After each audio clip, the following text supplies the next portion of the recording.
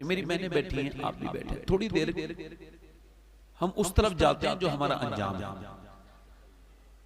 ठीक ठीक, कितना भी दिल लगा ले कोई जिंदगी के साथ, ये जिंदगी वफा नहीं करती किसी के।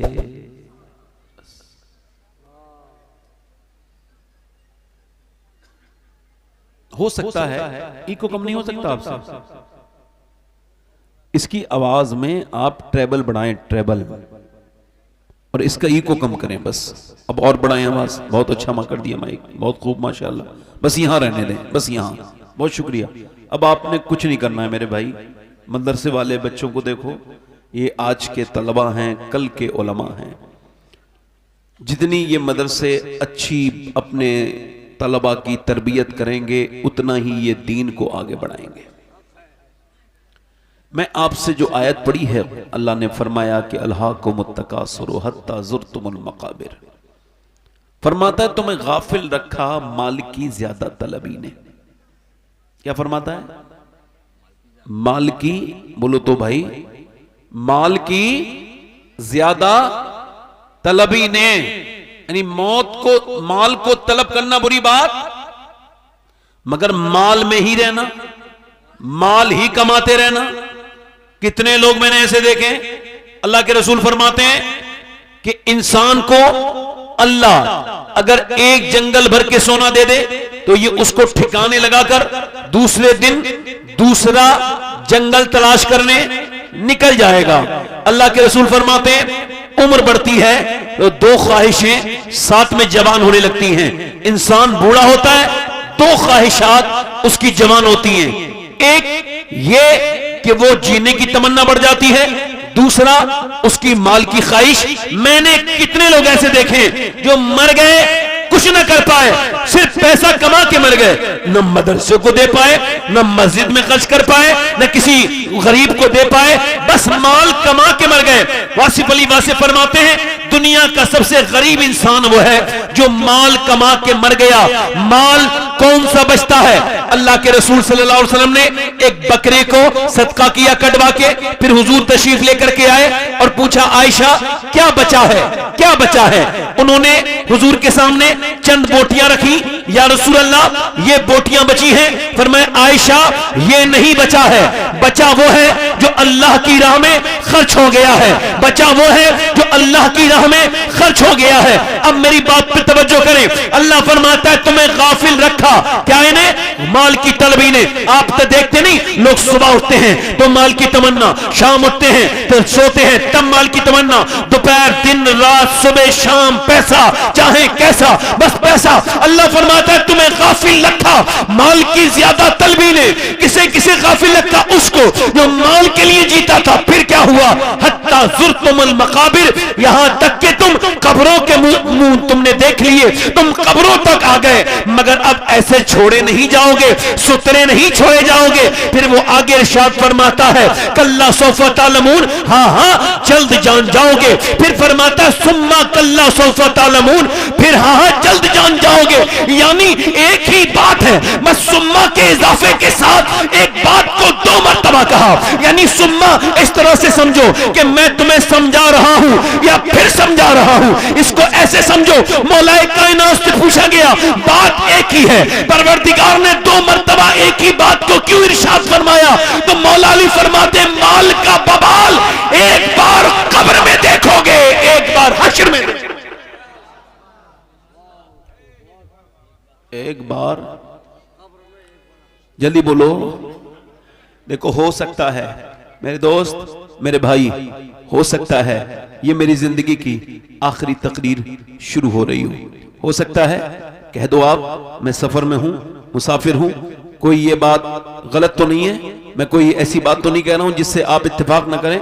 बोलो हो सकता है ना, जल्दी बोलो, आवाज से। देखो मैं ऐसे तकरीर नहीं सुन पाओगे, मैं अगर मुझे सुनना चाहते हो तो थोड़ी सी गुजारिश आपसे यही है, आपसे गुजारिश है, आप मेरे मखदूम है, मैं खादिम आपका, खिदमत करने आया हूं, नौकर हूं आपका, बस इतना चाहता हूं कि जरा आप इतना बोलें कि मैं जो हाँ ना करूं, हो सकता है ना ये मेरी जिंदगी की आखिरी तकरीर हो, बोलो जरा जल्दी बोलो, हो सकता है, हो सकता है। अगर ये मेरी जिंदगी की आखिरी तकरीर हो सकती है, ये बात अगर है, तो फिर इस महफिल में कोई ऐसा बंदा भी बैठा हो सकता है जो आखिरी तकरीर सुनने आया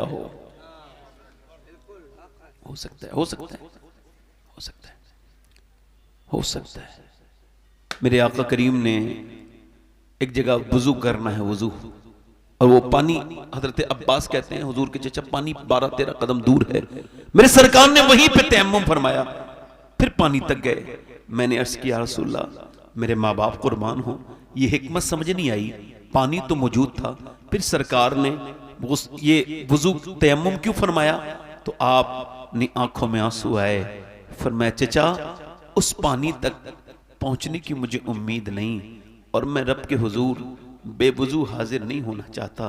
हालांकि हमारा ईमान यह है, हुजूर तो ये भी जानते हैं मैं कब मरूंगा और आप कब मरेंगे, मगर सरकार ये फरमा रहे हैं अपने रब की बारगाह में बेवुजू हाजिर नहीं होना चाहता। इधर देखो, तवज्जो करो, हो सकता है, एक सवाल कह रहा हूं, कभी आपने देखा कि कोई बेनमाजी मरने से पहले उसके पास मौत के फरिश्ते ने आके कहा हो कल मरने वाले हो, आज तौबा कर लो? कभी कहा है? जल्दी बोलो, कभी कहा है? कभी देखा आपने? मर जाओगे बेनमाजी तो जहन्नम में जाओगे। बेनमाजी अल्लाह के रसूल फरमाते हैं जलील होके मरेगा, वो उसे इतनी प्यास लगेगी मौत के वक्त में 7 समंदरों का पानी भी पी ले उसकी प्यास नहीं बुझेगी जो बेनमाजी है। मगर मेरी तरफ देखें, अब वो चाहे पीर हो, चाहे मुरीद हो, चाहे वो कोई और हो, चाहे वो कोई पढ़ा लिखा हो या कोई जाहिल हो, जो भी बेनमाजी है वो मरेगा तो इतनी प्यास लगेगी 7 समंदरों का पानी भी पी ले फिर भी उसकी प्यास बुझने वाली नहीं जो नमाज नहीं पढ़ता। अब सवाल यह है कि आज तक बगैर बेनमाजी से मौत ने कभी कहा कि तू बेनमाजी है, मरने वाला है, बेनमाजी का ठिकाना, मरेगा जलील होके, उठेगा भी जलील होके, उठेगा फिरौन के साथ, नमरूद के साथ और ये दुश्मनाने खुदा के साथ उठेगा। अब बताओ मुसलमानों की सब में खड़ा नहीं होगा बेनमाजी, अब चाहे वो किसी भी पीर का मुरीद हो। आज जो पीर ठेकेदारी से लोगों को ये कहते फिर रहे हैं मैं तुम्हें बख्शवाऊंगा, मैं तुम्हें ले जाऊंगा, अब बताओ उनकी बात हदीस के खिलाफ हुई कि नहीं हुई?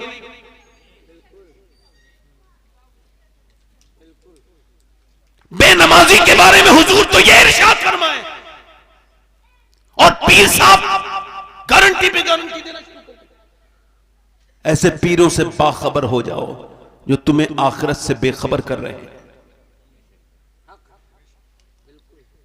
मेरी तरफ देखो, हो सकता है, मगर आज तक कभी कहा मौत ने बेनमाजी से नमाज पढ़ ले वरना यूं ही मर जाएगा?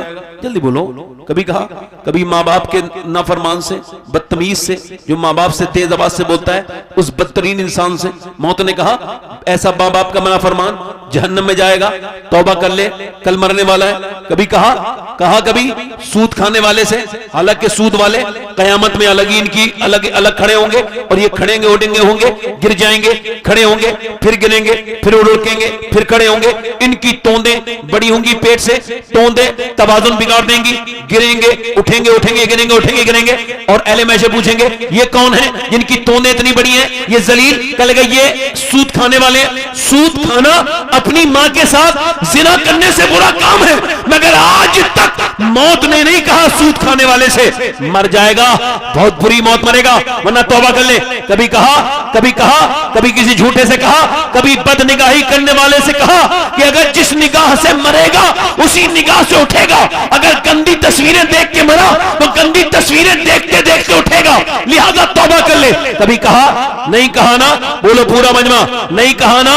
अब मेरे गौसुल आजम सैयदना शेख अब्दुल कादिर जीलानी का ये पैगाम अपने दिल पे लिखो, अपने मोबाइल की स्क्रीन पे लिखो, अपने घर के दरवाजे पे लिखो, ताकि तुम मौत से बाखबर रहो और नेक बन जाओ। और ये मेरी जिंदगी की पूरी जिंदगी का बहुत बड़ा गौसुल आजम का ये कोटेशन है, ये गौसुल आजम की बहुत बड़ी बात है। आप फरमाते हैं ऐ इंसान, मौत तुझे हाल बदलने नहीं देगी। जल्दी बोलो, मौत तुझे, मेरे साथ दोहराओ, मौत तुझे हाल बदलने नहीं देगी। जिस हाल में मरना चाहता है उसी में जीना शुरू कर दे। नहीं समझे? जिस हाल में 22 साल का जवान दिल्ली में फिल्म देखने गया है, फिल्म देख रहा है, फिल्म देखते देखते उसने बाहर निकला है फिल्म पूरी करके, गंदी घटिया फिल्म तो होती घटिया है, बाहर निकला और उसने बाइक अपनी स्टार्ट की, मुंह में गुटखा डाला, 6 ऐप बने हैं, बेहतरीन लोग जानते हैं, एक वीडियो डालता है, हजारों लोग देख लेते हैं तो थोड़े घंटे में, मगर बाहर निकला, मुंह में गुटखा डाला, कानों में उसने अपने गाना लगाया और चल दिया, चल रहा है, उसको ये खबर नहीं कि इसकी जिंदगी का आखिरी सफर है, उसको ये परवाह नहीं, मगर जैसे ही थोड़ी आगे बढ़ा मौत आई और मौत ने इतनी मोहलत न दी कि कान का गाना निकाल देता, गाना सुनते सुनते मर गया, बाइक रोक देता, इतनी भी मौत ने मोहलत न दी, पहले ये गिरा, बाद में बाइक गिरी, इसकी चेहरा तो के ये देखता था एक एक अपने दाने को, एक एक निशान को, इस पर फेस वॉश, इस पर क्रीम और कॉस्मेटिक और इस पर फिल्टर वाले मोबाइल से अपने मोबाइल चेहरे को ठीक करता था, आज इसका चेहरा पूरी तरह से उखड़ गया, हड्डियों से पूरा चेहरा उधेड़ के रख दिया, इसकी इस रोड की कंकड़ियों में उसके अंदर से चेहरा पहचानने के लायक नहीं रहा, थोड़ी देर के बाद डॉक्टर ने कहा मर चुका है, ये तो पहले ही मर गया, यहां आने से पहले ही उसके जनाजे को उठाया गया, पोस्टमार्टम हाउस पहुंचा दिया गया, अब पोस्टमार्टम हाउस में उसके साथ पोस्टमार्टम होने वाला है, और मक्खियां बिनक रही हैं, कोई उठाने वाला नहीं, कोई हटाने वाला नहीं मक्खियां, और ये बगैर कपड़ों के पड़ा है, अब चाहे मर्द मरे चाहे औरत मरे, नेचुरल मौत जो भी नहीं मरेगा, और जिसके साथ इस तरह के मामलात होंगे उसको बगैर कपड़ों के, चाहे बच्चा हो चाहे बड़ा हो, चाहे औरत हो चाहे मर्द हो, चाहे जवान हो या बूढ़ा हो या बूढ़ी हो या जवान हो, सबको बगैर कपड़ों के लिए डाल दिया जाता है, उसके बाद छेनी और हथौड़ी होती है उनके पास, और वो छेनी हथौड़ी से इस तरह से उसको काटते हैं, पहले छेनी से, मगर अब छेनी नहीं है, अब उनके पास ग्राइंडर है, अपडेट हो गए, यहां डालेंगे पूरा, और ये पूरा खोल के यहां से खोपड़ी निकालेंगे, फिर उसके बाद कर्र से चला के ये पूरी पसलियां असलियां फाड़ के पूरा पेट खोलेंगे, और इसके अंदर से जो भी उन्हें ऑर्गन्स निकालने हैं, जो भी हिस्से निकालने उनको निकालेंगे, और फिर उसके अंदर मोटे मोटे सुए से उसको ये लगाने लगेंगे टांके, 1 2 3 4 5 6 7 8 9 10, ये टांके लगाने के बाद फिर चेहरे में ये सर में टांके लगाएंगे। मैंने अपने यहां पर 22 साल के एक नौजवान को और 18 साल के एक नौजवान को मैंने गुस्ल दिया, उसके सर में मैंने हाथ डाला तो उसकी मेरी उंगली उसके सर के अंदर गई, और एक सफेद हड्डी उसके सर की मेरी उंगली पे लगी, मैं रोने लगा। एक साहब ने कहा सैयद साहब क्या तकलीफ हो रही है? मैं कहा नहीं नहीं, मेरे आका फरमाते हैं कि जब गुस्ल देने वाला गस्साल उसका हाथ उठाता है मुर्दे का, तो वो कहता है मेरा हाथ आराम से उठा, तेरे हाथ उठाने से मुझे तकलीफ होती है, हाथ में मेरे गुस्ल हाथ उठाने में नरमी कर, तेरे हाथ उठाने से मुझे तकलीफ होती है। अल्लाह अकबर, तवज्जो करे, गौर करे। उसके बाद मेरे आका इरशाद फरमाते हैं जब लेके चलते हैं तो वो कहता है ओ मुझे लेकर के कब्रिस्तान जाने वालों, ओ मेरे आखिरी मेरे साथियों, मुझे कब्रिस्तान तक ले जाने वालों, जरा हल्का हल्का हल्का हल्का पांव रखो, तुम्हारे पांव की धमक से मुझे तकलीफ होती है। सैयदना ईसा अलैहिस्सलाम अपनी वालदा सैयदा मरियम की कब्र पे गए और जाके बोले मेरी वालदा मरियम, मैं अब मुर्दे जिंदा कर लेता हूं, तुझे देखने का दिल करता है, तू कहे तो अपने रब के फजल से तुझे जिंदा करूं। अंदर से आवाज आई ईसा ना मेरे बेटे ना। जब मेरी रूह निकली थी तो मुझे इतनी तकलीफ हुई थी कि मुझे उसका एहसास अभी तक है, लिहाजा ये न करना। मैं हजरत सैयदा मरियम के कदमों की धोबन भी नहीं, बस इस वजह से ये आंखों में आंसू हैं कि इस वजह से कि ये मैं इस वजह से रो रहा हूं कि या अल्लाह मुझे पोस्टमार्टम वाली मौत से बचा लेना मालिक, और ईमान वाली मौत मदीने में अता करना, मदीने में पोस्टमार्टम वाली मौत से मेरे मालिक बचाना। उसके जनाजे को काली पन्नी में बंद कर दिया गया, उठा के चले, घर पहुंचे, हाय मां ने पहचाड़े मारी, मां रोई, बहनें रोई, सारे रो रहे, मगर सबका एक जैसा हाल नहीं होता। दोस्त अहबाब कह रहे जल्दी करो, रिश्तेदार कह रहे हमारी दुकानें बंद हैं, जल्दी जल्दी जल्दी जल्दी उसके जनाजे को लेकर के जा रहे हैं, कब्र में दफना दिया। मेरे आका फरमाते हैं मुझे डर है कि तुम अपने मुर्दे दफन करना छोड़ दोगे, वरना मैं तुम्हें दिखाता कि कब्र का अजाब कैसा होता है।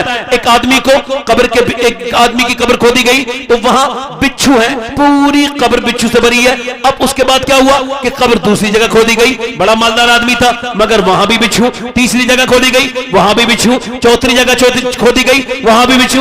उलमा ने कहा यह बिच्छू नहीं, अल्लाह का अजाब है, पहले ही शुरू हो गया है, लिहाजा बिच्छुओं के अंदर ही दफन करो। मेरे दोस्तों, मेरे भाइयों, कब्र के बारे में आप सोचते नहीं, आप मौत के बारे में दिलचस्पी नहीं रखते। क्या उम्र है आपकी?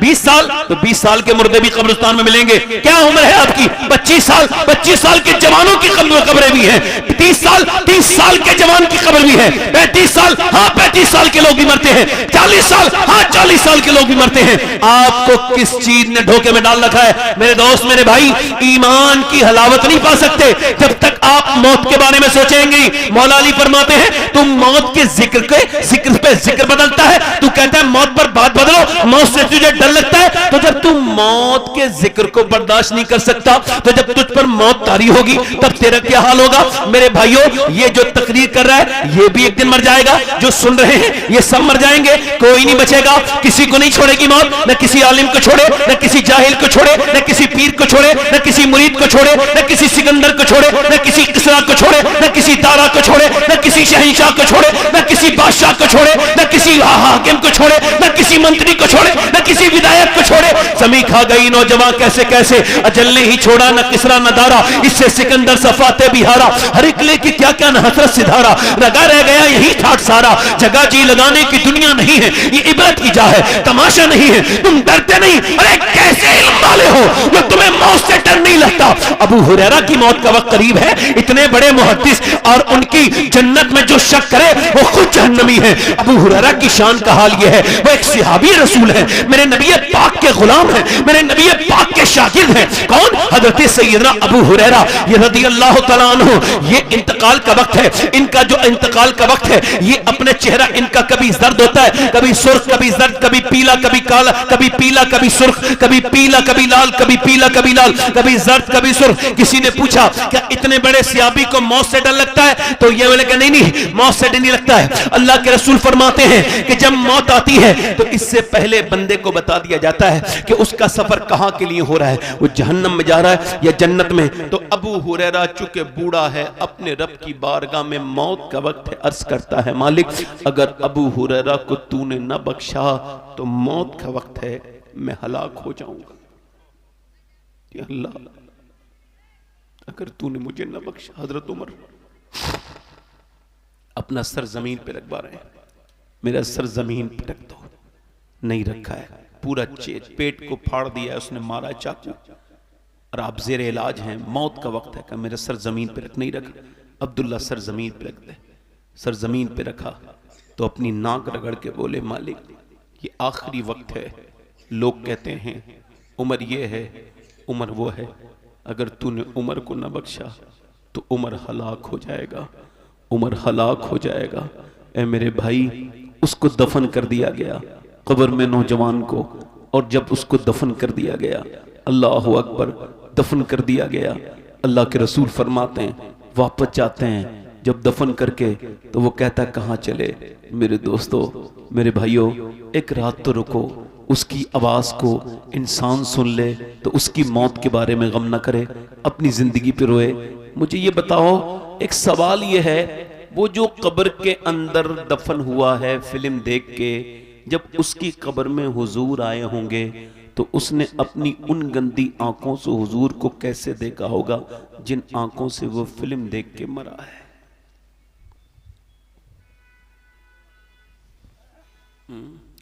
कल है दीदार का दिन, आज यहां आंख बेकार है, क्या होना है छुप के लोगों से किए, जिसके गुनाह वो खबरदार है। एक बात बताओ, अगर यहीं इसी मदरसे में भी अल्लाह के रसूल तशरीफ ले आए तो हम में से कितने लोगों की आंखें ऐसी हैं जो हुजूर को देख सकते हैं? मुजरिम को न शर्माओ, अहबाब कफन ढक दो, ये आंखें तेरी नहीं हैं। इरशाद फरमाया हुजूर ने, अल्लाह की अमानत है, क्यों बनाई गई हैं? या रसूल अल्लाह फरमाए अल्लाह के दीदार के लिए। मगर मेरे दोस्त, तूने इसको ना सोचा। ये तलबा बैठे हैं, आप बैठे हो, मैं आप सबका खादिम एक बात कह रहा हूं। कोई हजरत अली के खलीफा इमाम हसन बसरी के उस मुरीद के बारे में समझे जो बेहतरीन पक्का हाफिज कुरान था, मगर इतना पक्का कोई नहीं था पूरे बसरा में। आके बोला हुजूर बर्बाद हुआ, मेरे लिए दुआ फरमा दे, हलाक हो गया मैं। क्या हुआ हुजूर? मैं कहीं का ना बचा। ओ बताओ तो क्या हुआ? कल एक लड़की का पीछा कर रहा था, उसने मुझे पलट के देखा और कहा तुझे शर्म नहीं आती? एक तो तू मुसलमान, दूसरा हाफिज कुरान, और फिर मेरी तरफ बुरी नजर से देखता है। तू इस वजह से दुनिया में आया है? कहते हैं उसकी नसीहत मेरे सीने में नश्तर बन के चुभी और मेरा रब ऐसा नाराज हुआ हुजूर कि मैं पूरा कुरान भूल चुका हूं, एक आयत भी याद नहीं। अभी मेरा कुरान निकला है, कहीं मेरा ईमान न निकल जाए, मेरा ईमान न निकल जाए। इमाम हसन बसरी ये देखते ही सुनते ही इतना रोए कि गशी तारी हो गई, बेहोश हो गए। होश में आए तो लोगों से कहा, लोगों अपनी निगाहों की हिफाजत करो। मैंने इस दौर में जितने लोगों को बेईमान मरते देखा है, आंखों की बदनिगाही की वजह से मरते देखा है।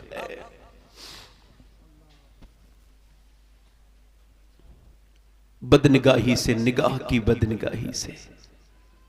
आए है जब मुसलमान बच्चियां और बेटियां थिएटरों में जाने लगे, गैर मुस्लिमों के साथ उनके वीडियो वायरल होने लगे, और जब बाइकों पे बैठने लगे, और जब 11 लाख लड़कियां हिंदुस्तान की गैर मुस्लिमों के घरों में चली जाएं, तो मुसलमान लड़कों को अपनी जमीर की अदालत में ये कुर्सी डाल के बैठ के सोचना होगा आखिर ऐसा क्या हुआ है। तो मैं बताऊं क्या हुआ है। एक नौजवान गंदी तस्वीरें देखता चला जा रहा है वीडियोस, और उसने अपनी सगी बहन की वीडियो देखी, वो भी उतनी ही गंदी थी जितनी देख रहा था। मां के पास जाके बोला क्या मेरी बहन वीडियो बनाती है ना, मुझे नहीं पता। बहन से जाके बोला क्या तू वीडियो बनाती है? कहां बनाती हूं? क्या तुझे शर्म नहीं आती वीडियो बनाते वक्त? क्या जैसे तू बेशरम है देखते वक्त, वैसे ही मैं बेशरम हूं बनाते वक्त।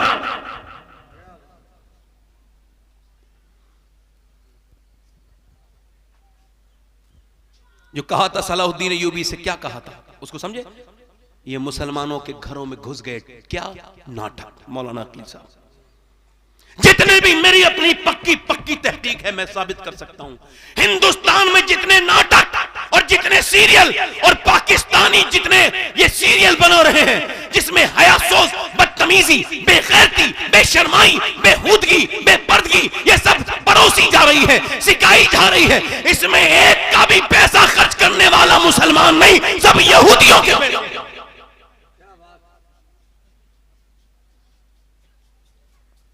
यहूदी हमारे घरों में घुस गए। 11 लाख लड़कियां मुसलमानों की गई हैं। क्यों? चूंकि कुरान निकल गया। बोलो, ये पीरों की फजीलतों में तकरीर होती रही और फिर कौम जिधर जानी थी उधर नहीं गई। मौला अली से हुजूर ने फरमाया था, अली बड़े फितने आएंगे। या रसूलल्लाह बचना कैसे का? जो कुरान से लग गया जाएगा वो बच जाएगा। ये बताओ, वो जो 11 लाख लड़कियां, वो जो मुसलमानों की बच्चियां, वो जो गैर मुस्लिमों के घर गई, क्या सही मानों में वो मुसलमान थी?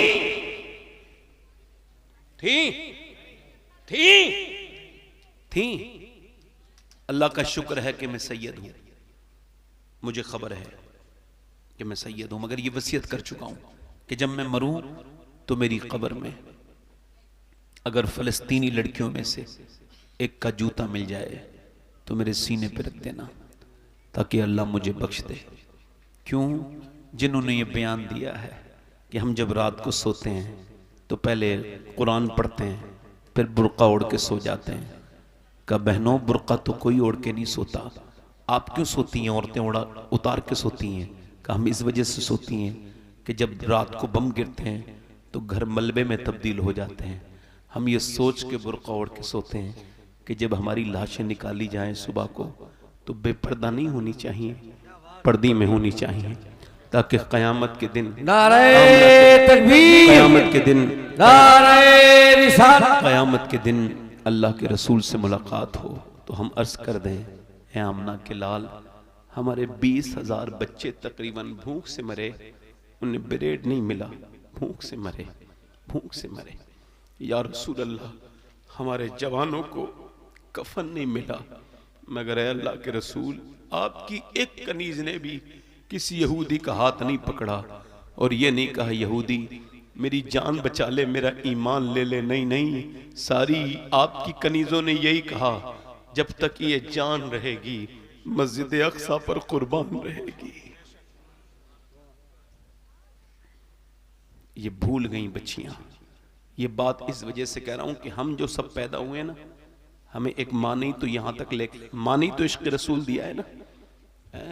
डॉक्टर इकबाल कहता था, या रसूल अल्लाह, सबसे पहले मैंने आपका नाम अपनी माँ की जबान से सुना था, सबसे पहले आपका नाम। जब माएँ छोड़ दें, जब माएँ इस्लाम को छोड़ दें, आप जलसों के हालात देख लो और किसी चीज़ पे न जाओ।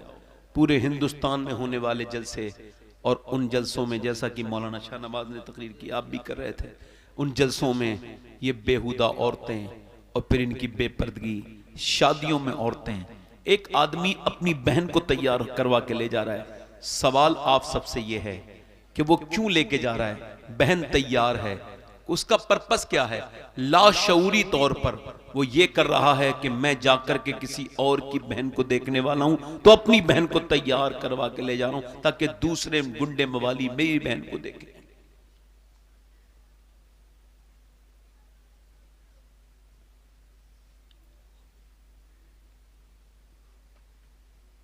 मुसलमानों, अपनी जिंदगियों को का मुहासबा करो, अपने बारे में गौर करो। एक हमारे यहाँ की शादी है जो बेहूदगी की शादियां हैं, बेपर्दगी की शादियां हैं, जिंदगियां बेकार हैं। शादियों में कुरान हमारे यहाँ से निकल गया, औरतें कुरान नहीं पढ़ती। अब तो जो पढ़े लिखे लोग हैं वो भी अपने बारे में गौर करें। तकरीर न समझे मेरी बातों को, मैं आपका खादिम हूँ, खिदमत करने आया हूँ, इसको कोई तकरीर के शोला बयानी न समझे। एक सवाल ये है कि जो पढ़े लिखे लोग हैं, जो दिन में एक कुरान का सिपारा नहीं पढ़ सकते और 1.5 घंटा 2-2 घंटा फेसबुक देखते हैं, उनको सोचना नहीं चाहिए कहीं तौफीक छिन तो नहीं गई है।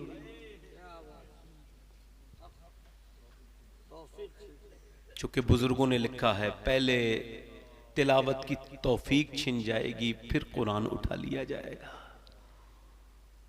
कहीं ऐसा तो नहीं कि मुझे फेसबुक पे जवाब देने की बड़ी जल्दी है, मगर अपने रब को जवाब देने का कोई ख्याल नहीं है कि कुरान तूने कितना पढ़ा था। कुरान तो जहां पढ़ा जाए वहां बरकत, जिस जगह सुना जाए वहां बरकत।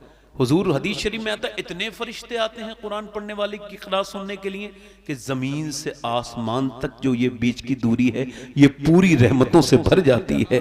वो कुरान पढ़ने वालों का हाल है। अल्लाह के रसूल फरमाते हैं, अल्लाह को सबसे ज्यादा जो आवाज पसंद है वो कुरान पढ़ने वाले की। मगर आज मेरी बहनें कुरान पढ़ रही हैं। मौलाना ये बताओ वली कैसे बनते हैं? बताओ आप सब लोग। वली देखो, पहले वली ऐसे बनते थे, अब तो जरा थोड़ा सा मॉडर्न जमाना आ गया है। हालांकि अब भी वली वैसे ही बनते हैं जैसे पहले, मगर अब लोगों ने थोड़ा सा मसला अलग कर दिया है।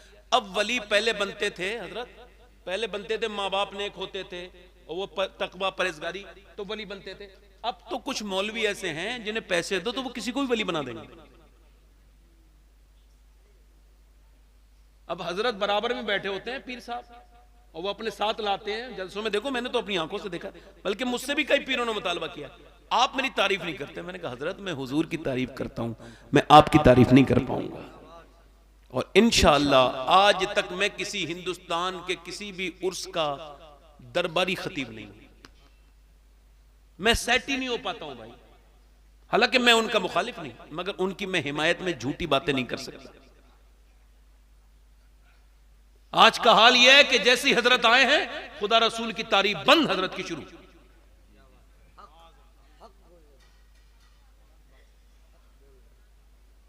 बोलो बात गलत है सही है? और हजरत बड़े खुश हैं, ये हजरत नहीं है, ये हजरत के लिबादे में अंदर बहरूपिया। हजरत तो वो थे, बहेड़ी में तकरीर हो रही है, मौलाना साहब बहेड़ी में तकरीर हो रही है, तकरीर कर रहे हैं मुफ्ती मोहम्मद हुसैन संभली रहमतुल्लाह अलैह, वो भी अल्लाह के बड़े नेक बंदे हैं, वो तकरीर कर रहे हैं। अब उनके यहाँ खामोशी के साथ एक वली इब्ने वली जाके बैठे हैं, इतनी खामोशी से कि उनको खबर नहीं हुई। आहट हुई तो देखा तो सिर्फ तारुफ के लिए, तारीफ के लिए नहीं, तारुफ के लिए, ये हजरत फला फला, ये बात अभी पूरी नहीं हुई है, हजरत को जलाल आ गया। मौलाना साहब आप अगर ये चाहते हो मैं यहीं बैठा रहूं तो जो बयान कर रहे थे वही करो, हुजूर की तारीफ जो कर रहे थे वही करो। मैं हुजूर की तारीफ रुकवाने नहीं, हुजूर की तारीफ जारी करने दुनिया में आया हूं। ये कह करके जब उन्होंने देखा तो मौलाना ने फिर वही तकरीर शुरू की। मालूम है उस वली का नाम क्या था? वो वली इब्ने वली थे। वो वली, उनका नवासा भी वली, उनके अब्बा भी वली। उस वली का नाम मुस्तफा रजा मुफ्ती आजम हिंद था, जिसने आजमी में कहा था मेरे अमाल का बदला तो जहन्नम ही था, मैं तो जाता मुझे सरकार ने जाने।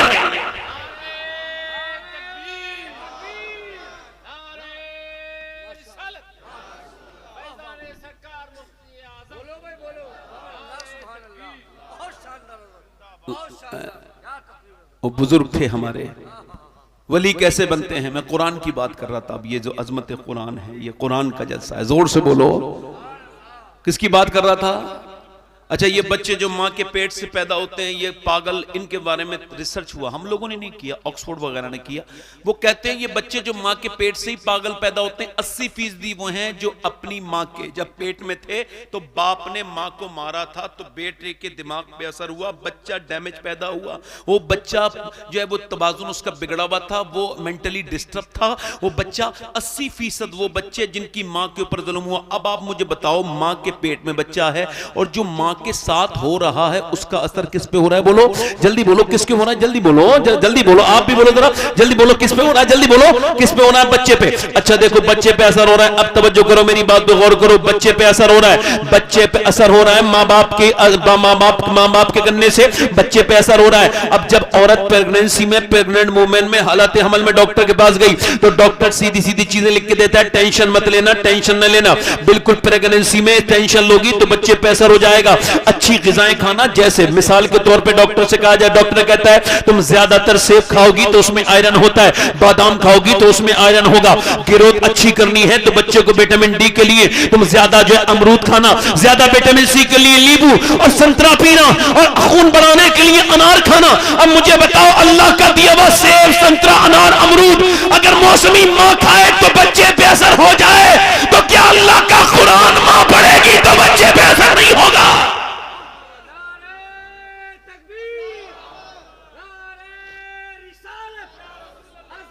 अरे होगा कि नहीं होगा? बोलो, अरे होगा, होगा, होगा कि नहीं होगा? माँ कुरान पढ़ रही है, बेटा पेट के अंदर है, तो कुछ असर होगा कि नहीं होगा? बोलो।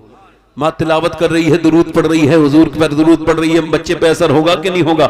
बिल्कुल हुआ है और होगा। पानीपत करनाल में एक बच्चा पैदा हुआ, पैदा होते ही रोने लगा। 1 दिन, 2 दिन, 3 दिन, 4 दिन, 5 दिन, 6 दिन, 7 दिन, 8 दिन, 9 दिन, 10 दिन, 11 दिन, 12 दिन, 1 महीने लगातार एक हकीम से दूसरे हकीम से, तीसरे हकीम से, चौथे हकीम से, 5वें हकीम, कई हकीमों को दिखा दिया, मगर बच्चा ठीक नहीं हुआ। रोता रहा, बुलंद आवाज से रोता था। हजरत फखरुद्दीन बहाउद्दीन ज़करिया मुल्तानी के दामाद का गुजर पानीपत से हुआ। जैसे ही रोते हुए देखा, वैसे ही कहा, ये जो बच्चा रो रहा है, वली, तुम्हें अपने मुरीदों से कहा तुम्हें मुबारक हो कि एक वली का दीदार तुम करने वाले हो। ये बच्चा रो नहीं रहा है, का फिर ये मादरजाद वली पैदा हुआ है, अल्लाह को याद कर रहा है। का कैसे? का चलो दिखाता हूं। ये कौन है? इमाम हजरत नोमान बिन साबित की नस्ल से है ये बच्चा।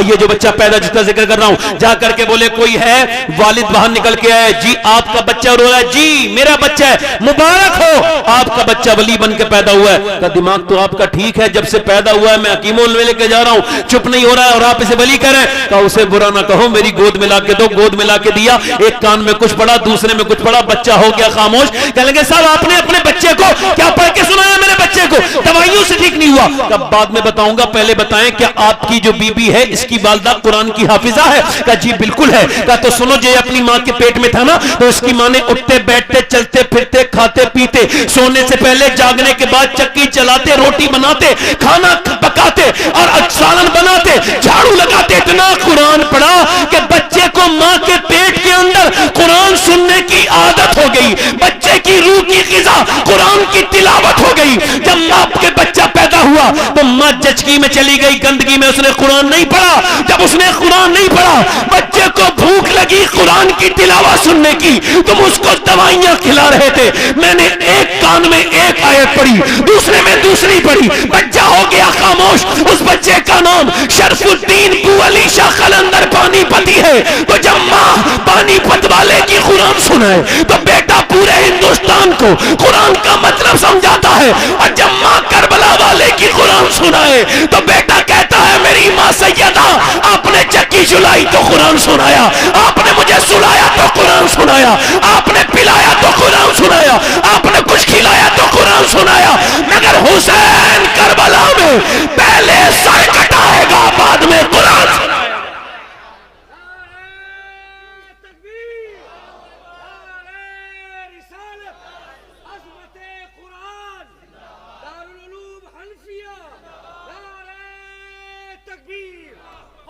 ऐसा नहीं है कि माँ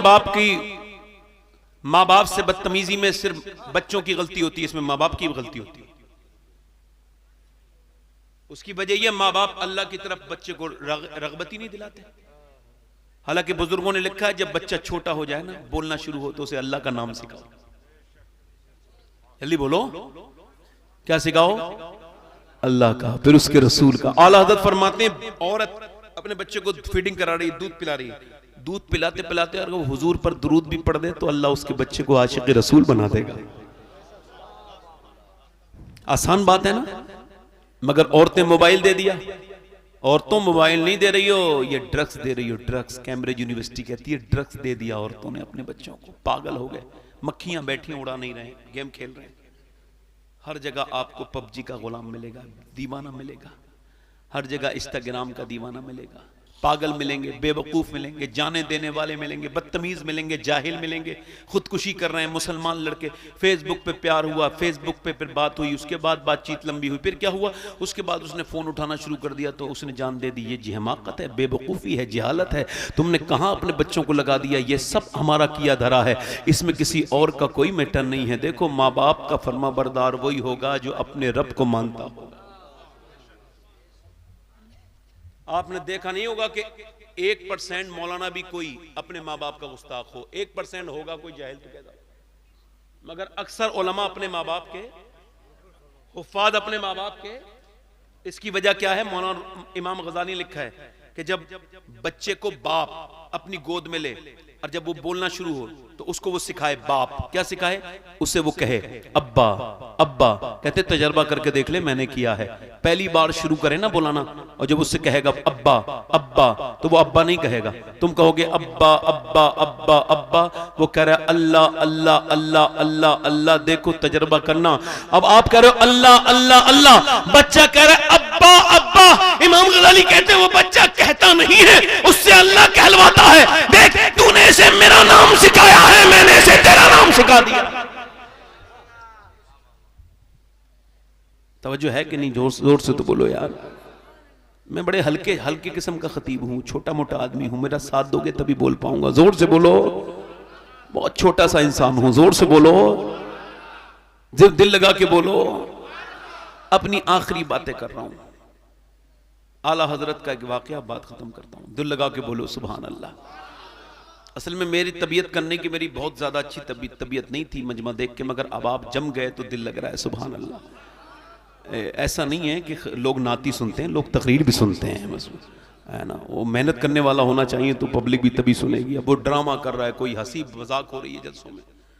बताइए, अगर उलमा की महफिल में कह कहे लगेंगे तो बंदा डरेगा कहां जाके? मुझे बताओ। और कह कहे भी आम नहीं, हंसना एक फरहत के लिए, मुस्कुराना सुन्नत है, कोई बात नहीं। ऐसे कह कहे कि बुनियाद ही कह कहों पर कुछ लोगों की है, और ये हम आराम से उन लोगों को पब्लिक सुनती भी है और उन्हें बुलाती भी है। चूंकि आप लोग सुन रहे हैं तो वो सुना रहे हैं, आप नहीं सुनोगे तो उन्हें अपना पैटर्न बदलना पड़ेगा। वो आपको वो सुनाएंगे फिर वो जरूरी है। मैं आपसे अर्ज कर रहा था मेरे दोस्तों, मेरे भाइयों, अपनी जिंदगियों को तब्दील करो। तब्दीली लेकर के आओ। और नौजवानों, आपसे गुजारिश कर रहा हूं, अपनी जिंदगियों में अगर कुछ पैदा करना चाहते हो तो इश्क़ रसूल पैदा करो, आशिक़ रसूल बनो। मेरी बहनें, मेरी बेटियां बैठी हैं, एक आखिरी बात, ये फिर कभी ये एक बात जो जरूरी है मैं कह रहा हूं। पहले की माएँ कुरान पढ़ती थी। कहां जा रहे हो भाई? मैंने अब तक किसी को नहीं रोका है, आपसे पूछ रहा हूं कहां जा रहे हो? बैठ जाओ, आपको बुलाने कोई नहीं गया था मेरे भाई, अपनी मर्जी से ही आप आए हैं। जब आ गए हैं तो 5 मिनट का वक्त और दे दीजिए। ये अलग बात है कि आपका, हम सबसे ज्यादा कीमती वक्त आपका ही है, चूंकि आप सबसे बीच में से उठ के जा रहे हैं। ये सही बात है इसमें कि आपसे ज्यादा मसरूफ आदमी हम लोगों में से कोई नहीं है, मगर फिर भी आपकी बड़ी मेहरबानी होगी अगर 5 मिनट और दे दें तो। दिल लगा के बोलें, कुरान में हर बीमारी की शिफा है कि नहीं? ये मैं नहीं कह रहा हूं, हज़रत इब्न अब्बास कहते हैं कोई ऐसा मर्ज नहीं बना, रूहानी भी और जिस्मानी भी, जिसका इलाज और शिफा अल्लाह ने कुरान में न रखी। ठीक ठीक। अब जैसे कोई मसला हुआ, चलो तावीज वाले के पास चले जाओ। अभी मैंने एक जगह ये बात कह दी तो एक मौलाना बोले ये मामूलात अहले सुन्नत हैं, आप तावीज के बारे में बात कर रहे थे। भाई मैंने कहा, मैंने कब ये कहा कि तावीज में बरकत का कोई इसका मुनकिर थोड़ी हूं, मगर मुझे आप बताओ, सब लोग से पूछ रहा हूं, क्या कुरान के बराबर में किसी दूसरी चीज को ला सकते हो? तावीज बरकत की चीज है, अगर कोई बाबरकत आदमी लिखे तो बड़ी बरकत होती है उसमें, इसमें कोई शक है। मेरे वालिद लिख देते, दादा परदादा सारे जो है वो अपने एक जमाने तक खानकाही निजाम है, मैं भी लिखता हूं तावीज, मगर मैं इसका मुनकिर नहीं, बल्कि इसका हामी हूं। इसमें मुझे ईमान है कि कोई बुजुर्ग अगर कुछ पढ़ के फूके तो बरकत होती है। मगर मेरी बात सुनो, सहाबा इकराम पढ़वाएं और हुजूर पढ़े तो बरकत होती है। पढ़ने वाला भी बाबरकत होना चाहिए, निजामुद्दीन औलिया हो तो बरकत होती है। कोई झूठा जो हर आदमी को जादू बता रहा है, उसके करने से कोई बरकत नहीं होगी। लोगों के पास ये एक बात अलग सी है, कुरान को रिप्लेस आप नहीं कर सकते। कुरान में हर चीज का हल, हर चीज की बरकतें, कुरान वो चीज है। अम्मा आयशा फरमाती हुजूर की पूरी सीरत कुरान है। जल्दी बोलो, जल्दी बोलो, ये कुरान ही तो है, इसी का तो एजाज है। ये क्या था, किसकी तिलावत थी जिसने तारिक को कश्ती जलाने पर जो है वो उकसाया था?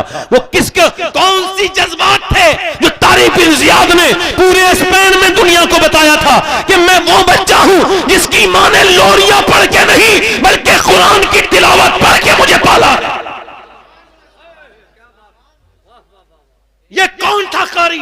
वो कौन सी तिलावत के मजे थे जो सलाहुद्दीन अय्यूबी की फौज में जब कोई बामल कारी कुरान पढ़ता था तो लोग हजारों की पब्लिक से 10,000 लोग 1 लाख से लड़ भी जाते थे और उन्हें पता भी कर देते थे। ये सिर्फ कुरान के मौजूद, ये कुरान ही था। अब वो एक औरत गैर मुस्लिम, सुनो, एक लड़की है, वो कुरान पढ़ रही है। आखिरी बात ध्यान से सुनो, कुरान पढ़ रही है, कुरान पढ़ रही है। आखिरी बात है, कुरान पढ़ रही है, उसकी सहेली है, एक सहेली, वो कहती है तू ये क्या पढ़ती है? जब पढ़ती है तो वुजू भी करती, हाथ पैर भी धोती है, और कुरान पढ़ती है तो बड़े एहतमाम से। तो कहने लगी अल्लाह का कलाम है। कहा तुम्हारी अम्मी मुझे पढ़ा देंगी? गैर मुनक़सिम हिंदुस्तान की बात है। उसने कहा ठीक है, मेरी अम्मी से पूछ लो। जाके बोले अम्मी आप मुझे कुरान पढ़ा देंगी? कहा बिल्कुल, चूंकि कुरान हुदल लिन्नास है, इंसानों की हिदायत के लिए है। उसने कुरान पढ़ा, कुरान उसने पढ़ना, नाजरा मुसलमान से पहले पढ़ लिया। उसके बाद उसने कहा अब मैं हाफिजा करूंगी। वो उससे पहले हाफिजा बन गई और कुरान सीने में आके कब ईमान बन गया पता ही नहीं चला, उसे मुसलमान हो गई। अब रिश्ता जब आया तो रोती हुई अपनी मुल्लानी के पास आके बोली ऐसा करो आप कि मेरे लिए कोई दुआ कर दो। क्या हुआ कि मेरा रिश्ता जिसके साथ हुआ है वो बड़ा ही खतरनाक आदमी है, नफरत करता है, कट्टर है। अगर मैंने अपने माँ बाप को बताया मैं मुसलमान हो गई हूं तो वो मुझे जान से मार देंगे। अगर शोहर को खबर हो गई अब मैं ना तो ईमान छुपा सकती हूँ ना ईमान बदल सकती हूँ, मर जाऊं क्या करूं? तो उसकी जो मुल्लानी थी कुरान पढ़ाने वाली, उसके सर पे हाथ रख के बोली ओ मेरी बेटी अपना दिल थोड़ा मत कर, जिस कुरान से तू मोहब्बत करती है ये कुरान तेरे साथ लेके जाइए, तेरा साथ देगा। अब 10 साल हो गए विदा होने के बाद, कुरान पढ़ती थी छुप के, फिर छुपा के रख देती थी। 10 साल हो गए। एक दिन शौहर बीमार हुआ, इलाज हुआ, रिपोर्टें आई तो रोता हुआ बोला मैं बर्बाद हो गया। कभी बच्चों को चूमे, कभी बीबी से कहे तुम जैसी जिसके पास औरत हो, ओ मेरी बीबी कितनी नेक हो तुम। कब बात क्या है कि मुझे डॉक्टर ने कैंसर बता दिया, आखिरी स्टेज का कैंसर है, अब मैं बचूंगा नहीं। औरत ने उसे देखा, आंसू पहुंच के बोली मेरे सरताज ना उम्मीद ना हो, अगर आप कहो और मेरी बात का वादा करो कि मेरी बात मानोगे तो मैं आपका इलाज कर सकती हूँ। कहा तुम कैसे इलाज करोगी, पूरे शहर के डॉक्टर मना कर चुके हैं। रो के बोली मैं जिस डॉक्टर को जानती हूँ, जब सब डॉक्टर हाथ उठा लेते हैं तो वो डॉक्टर अपना इलाज शुरू करता है। कहा वो क्या, वो तुझे इससे क्या मतलब, वो तो बाद में बताऊंगी। का ठीक है, तू जो कहेगी मैं वो करूंगा अगर मैं बच गया। का तो ठीक है। और नेक औरत थी, खिदमत करने की हद कर दी थी। अंदर गई, कुरान खोला और फिर उसने पता था कि सूरह फातिहा पढ़ती है मेरी मुल्लानी, जब कोई बीमार आता है तो सूरह फातिहा की तिलावत करने लगी। और फिर जब इय्याका नअबुदु व इय्याका नस्तईन पर पहुंची तो फूट फूट के रोई, मेरे करीम मेरे रहीम, मैं कमजोर औरत हूँ, मेरे मालिक मेरे आदमी को शिफा दे दे, तू जानता है मैं कितनी रोई हूं इन 10 सालों में, ऐ मेरे मालिक इसे शिफा दे दे, मैं कमजोर हूं, कब तक अपना ईमान छुपाऊं। ऐसी रोई आज भी हो अगर इब्राहिम सा ईमा पैदा, आग कर सकती है अंदाज गुलिस्तां पैदा। रोती रही फिर कुरान पे दम करके पानी पे पिला दिया। 1 दिन 2 दिन 3 दिन 4 दिन 5 दिन। हैरत ये हो गई कि 1.5 महीने का टाइम दिया था डॉक्टर ने, 4 महीने हो गए। आदमी ना तो चेक कराने गया बल्कि काम पे जाने आने लगा। बीवी बोली जा एक बार चेक तो करा के आओ। जब चेक करा के आया तो पर्चा अपना नीचे को फेंक के रोने लगा और बहुत रोया। का क्यों रोते हो, कहीं खुशी के आंसू है। का क्या हुआ, का डॉक्टर ने मेरी रिपोर्ट देख के कहा है ऐसा लगता है तेरे बदन में कभी कैंसर नामी कोई मरज था ही नहीं, ये बता तूने कौन सा इलाज कराया है। रो के बोली बुरा तो ना मानोगे। कहा नहीं। आगे बढ़ के बोली अब तुम्हारी मर्जी है, देखो मैं एक मुसलमान हूं, मैं कोई तुम्हारे मजहब की नहीं हूं, 10 साल से मैं तुम्हारे साथ हूं, मैंने ये अल्लाह का कुरान पढ़ा है जिससे तुम नफरत करते हो, ये उसी पैगंबर पे नाजिल हुआ है जिससे तुम्हारे दिल में नफरत है। अब जो तुम्हारा दिल चाहे मुझे काटो मारो, जो तुम्हारा दिल करे मैं छुपा नहीं सकती।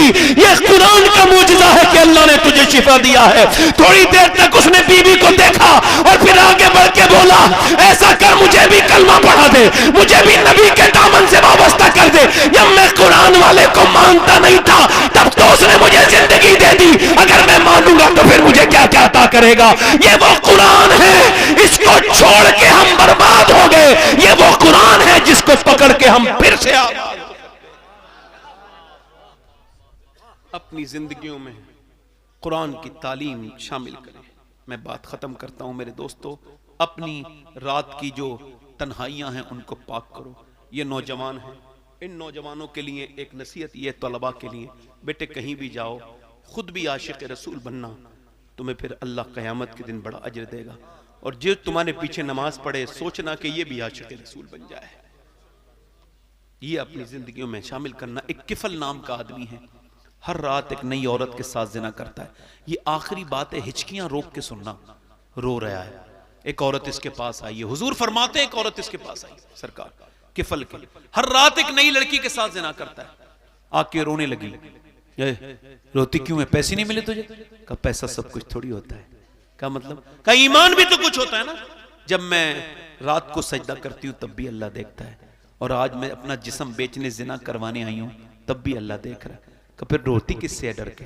का अल्लाह से डर रही हूं, उससे कह रही हूं मालिक मेरे रहीम मेरे करीम, मैं कमजोर हूं, तू बेपनाह ताकतों वाला है। ए करीम तू गवाह है कि तेरी बंदी ने आज तक कोई बुरा काम नहीं किया, जिना नहीं किया, मजबूर ना होती तो कभी ना करती। फिर बोली मालिक माफ कर देना। आए हाय, पुकारा रब को, वो कितना करीम है। जब वो आगे बढ़ा ना, अचानक उसका कपाहट पैदा हुई। वो बोला जा मैं तुझे अपनी बहन बनाता हूं, जा रोज इज्जतें लूटता था, मगर अल्लाह ने दिल बदल दिया, चला गया। और वो तो चली गई, पैसे सारे दे दिए, ये सजदे में गिर गया, मालिक एक रात आई थी मेरी आंखें खोल दी, मैंने तो कितनी लड़कियों की इज्जतें लूटी हैं, उसके तो हाथ तक नहीं लगाया था, इतना डरती है, मैंने तो कितनी इज्जतें लूटी हैं। रोते रोते रोते फिर उसने ये बात कही, क्या मेरी गुनाह तेरी रहमतों से ज्यादा है? फिर ये कहते कहते फूट फूट के रोया, फिर दिक्कत तारी हुई, फिर मर गया। और ऐसा मरा, ऐसा मरा। नेक कदम जब आ जाएं, कौन कहता है नेक कदम की बरकत नहीं होती? एक नेक औरत ने आकर के क्या हाल किया है। एक नेक आ गई थी, रो के बोला या मालिक अब मर गया, सुबह को जनाजा उठाने वाला कोई नहीं, दिल का दो, सुबह को अल्लाह के खौफ से मर गया, सुबह को कोई उठाने वाला नहीं जनाजा। जब कोई नहीं आया ना, इस जानी का उठाएं, बदकार का उठाएं, कोई अल्लाह ने इसके दरवाजे पे बड़े बड़े लफ्जों में और फरिश्तों से लिखवाया, इन्नल्लाह क़द गफ़र लिल किफ़ल, ये जो किफ़ल है इसकी अल्लाह ने बख्शिश कर दी है, इसको बख्श दिया है। क्यों? कोई बंदा तेरे दर पे जो आंसू रोल देता है, मेरे मौला दरे तौबा तू उस पर खोल देता है, एक आंसू और सारे गुनाह वो माफ कर देगा। हाथ उठा के बताओ कितने लोग आप लोगों में ऐसे हैं जो हुजूर के नाम पे जान दे सकते हैं? दोनों हाथ उठा के बताओ, नीचे हाथ करें। जो जान दे सकता है कुछ भी कर सकता है ना। एक दूसरे की तरफ न देखें, मुस्कुराना नहीं, अल्लाह देख रहा है आप सबको, मुझे भी। कितने लोग ऐसे हैं जो आज से हुजूर के नाम पे जान भी दे देंगे और आज से पूरी दाढ़ी भी रखा लेंगे, वो इस महफिल में जरा खड़े हो जाएं, जो हुजूर के नाम पे बाहर आ जाएं। बाहर जो आज से पूरी दाढ़ी रखाएं, जिनके दाढ़ी कटी भी हो या छोटी हो वो आए, जिनकी दाढ़ी पूरी हो वो ना आए। आप आ जाओ बेटे, जो दाढ़ी कटाते हो या मुंडाते हो वो आगे आ जाए। कोई है आशिक रसूल? और आओ, हर नबी की दाढ़ी, हर वली की दाढ़ी। आपके दाढ़ी है, आप बैठ जाओ, आप बैठ जाओ, आप आ जाओ। कोई मदरसे का बच्चा भी ना आए? मदरसे पढ़ते हो? अच्छा ठीक है, दो हो गए, इन खड़े रहो। तीसरा कोई आशिक रसूल है? 100 शहीदों का सवाब है, ऐसे खड़े रहना। तीसरा कोई आशिक रसूल है जो हुजूर की? बाहर आओ। कोई गुल बाकी रहेगा ना चमन रह जाएगा, पर रसूलुल्लाह का दीने हसन। अब 4 यार का मानने वाला चौथा आशिक रसूल कौन है जो इस मदरसे में खड़े हो जाए? ये बताओ, इन तीनों के आने से मेरा दिल इतना खुश हुआ है तो मदीने वाले सरकार कितना खुश हो रहे हैं। कोई है चौथा आशिक रसूल इस महफिल में जो खड़े होके कहे आओ? 4 हो गए। पंजतन पाक का मानने वाला 5वां कोई आशिक रसूल, हुजूर का दीवाना, आओ। नाम शाने जहां मिट जाएंगे लेकिन यहां हश्र तक नामो निशाने पंजतन रह जाएगा। है कोई गरीब नवाज की छठी वाला? कोई छठी वाला है जो मदरसा हनफिया के इस दस्तारबंदी के जलसे में आकर के सुन्नते रसूल का वादा करे, नेक बन जाए?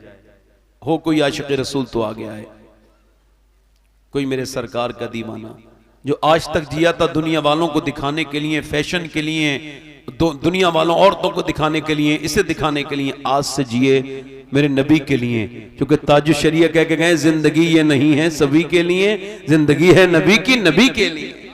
आगे आ जाओ, आगे आ जाओ, आगे आ जाओ, आगे। एक भाई और आ गए, सुभान, आ जाओ भाई, सुभान अल्लाह। ये हो गए 6 हो गए। 7वां कोई आशिक रसूल है? भाई आपकी बड़ी मेहरबानी होगी, बड़ा मेहरबानी आपकी। बहुत देर माशाल्लाह पब्लिक सारी आ गई, आ जाओ, आ जाओ। जो पड़ेगा साहिबे लोलाक के ऊपर दुरूद, आग से महफूज उसका तन बदन रह जाएगा। है कोई और आशिक रसूल? 7वां आ गए, 7 हो गए। 8वां कोई है? 8वां आओ, आओ। मैं सोच रहा था इमाम हुसैन की 10वीं हो जाए तो फिर ये 8 हो गए, एक 9 आ जाए, 9 आ जाओ सुभान अल्लाह, ये 5 और ये 4, 9, एक और आ जाए 10वां, फिर दस्तार बंदी होगी सुभान अल्लाह। मदरसों की अहमियत, ये 4 और ये 5, 9 हो गए हजरत, नहीं 4 है। ए बेटा बैठ जाओ तुम, अब बैठ जाओ और सो लो बेटे, और सो लो, सारे सोए हैं बच्चे, सो लो बेटे, सो जाओ। अरे और कम से कम बाहर बदतमीजों की तरह खड़े तो नहीं है, बैठ के सो रहे हैं। ये बाहर वाले जो जंगल के लोग आए हैं कि उनसे तो बेहतर है ना ये। हाँ, मैं किसी को कह नहीं रहा हूं, जैसे किसी को बुरा लगे तो उसे कह रहा हूं। है कोई 10वां आशिक रसूल है? 10वां है कोई? 10वां है कोई इमाम अली मकाम का दीवाना जो उठ के कहे? है कोई सुन्नत रसूल पर पाबंद होने वाला? आ जाओ सुभान अल्लाह। मैं सोच रहा था 10वीं हो जाए, यहाँ तो 11वीं गौस पाक की करा दी अल्लाह ने। इमाम हुसैन के सदक़े से 11वीं भी हो गई सुभान अल्लाह, सुभान अल्लाह। 11 हो गए, 12 हो गए, 12 ही हो गए, एक और आ गए, 12 हो गए। 13वां वाला मामला रह गया, वो 313 निकले थे मदीने से जब गए थे, तो 300 तो चलो बड़ा आदद है, तुमने आप कहता हूँ तादाद बड़ी है, तो मैं कहता हूँ 13 एक और आ जाए आशिक रसूल। ये कितने हो गए? ये 3 और 3 6 और 3 12 हो गए, 12 हो गए, मतलब 6 और 6 12, एक आशिक रसूल और तो 13 हो जाए। देखो भाई, कुछ लोग कहते हैं जलसों से कोई फायदा नहीं, तो भैया वो जो जलसे होंगे होते होंगे जिनसे फायदा नहीं है। मैंने तो अपनी जिंदगी में अल्लाह का फजल है रोज फायदा होते देखा है। अगर एक आदमी भी अपनी जिंदगी बदल ले तो ये हम सब के लिए बहुत काफी हो जाएगा, है ना। नेगेटिव लोगों को हर जगह नेगेटिविटी नजर आती है। देखो मजार पे जब कोई जाता है ना, मजार पे तो कोई देखता है जिहालत है वहां, कोई कहता है वहां जो है वो हराम है, कोई कहता है शिरक है, कोई कहता है वहां फैज है। जिसकी जहां माइंड होता है उसे वही नजर आता है। अब जिसको फैज ही लेने गया है उसे तो फैज ही मिलेगा, बाकी चीजें उसे नजर नहीं आएंगी। जिसका जो हाल होगा वो वही बयान करेगा। अल्लाह ताला हम सबको पॉइंट ऑफ व्यू वादा करो इंशाअल्लाह इन उलमा को गवाह बनाकर, ये 13 हो गए माशाअल्लाह, मुफ्ती साहब को गवाह बनाकर वादा करते हैं आज के बाद न दाढ़ी कटेगी इंशाअल्लाह, न मुड़ेगी इंशाअल्लाह, पूरी एक मुट्ठी रखाएंगे। अब मैं जरा आपको दुआएं दे दूं। अल्लाह करीम मेरे रहीम, अपने फजल से, अपने महबूब के वसीले से, बिलखुसूस मदीने शरीफ की मुबारक मिट्टी की बरकतों से इन सबको इस्तकामत अता फरमा दे। या अल्लाह हम सबको मौत से पहले अपनी रजा अता फरमा, अपनी रजा अता फरमा। मालिक बैठ जाए, बैठ जाए। कौन से? अरे वो तो मेरा कलाम जरूर, मैं पढ़ा नहीं मैंने कभी भाई, मेरा कलाम है वो, हाँ पढ़ूँ। वो मोहम्मद अली से सुनिएगा, वो उसकी आवाज़ में अच्छा लगता है ना। नहीं मैं तो आपका खादिम हूँ भाई, मेरी आवाज़ अच्छी नहीं है ना, मैं अच्छा हूँ ना मेरी आवाज़ अच्छी है। मैं अपनी बुराई खुद ही करता हूँ ताकि कोई दूसरे को ज़रूरत ना पड़े। हाँ ठीक है, मैं वो सोच रहा हूँ। बड़ी मेहरबानी, आ जाओ पढ़ेंगे इंशाल्लाह। आप तिलहर में आऊँगा ना तो पढ़ूंगा इंशाल्लाह। हाँ ठीक है। आप लोग जो बैठे हैं माशाल्लाह, एक वादा और कर लो, हुजूर की आंखों की ठंडक क्या है बोलो। देखो इरादा कर लो इंशाल्लाह, दोनों हाथ उठा के इंशाल्लाह नमाज पढ़ेंगे इंशाल्लाह, अपनी बहन बेटी को पर्दा कराएंगे इंशाल्लाह, मसलके आला हजरत पे सख्ती से कायम रहेंगे इंशाल्लाह।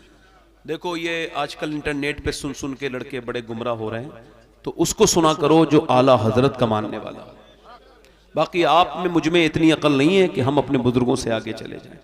लिहाजा कुछ लोग सहाबा इकराम के खिलाफ बकवास कर रहे हैं इंटरनेट पे, तो कुछ अहले बैत के खिलाफ बात करते हैं। हम लोग सब अहले सुन्नत हैं, हम आला हजरत के कल भी खादिम थे, आज भी खादिम हैं। उनसे आगे हमारे लिए कोई मसला है ही नहीं। वो जो और वो भेजे गए मुजद्दिद हैं, मसलक के आला हजरत से प्यार करो, ये हमारे लिए जरूरी है। और दूसरी चीज ये, मदरसे से दीन चलता है, ठीक, और मदारिस आपके ताउन से चलते हैं।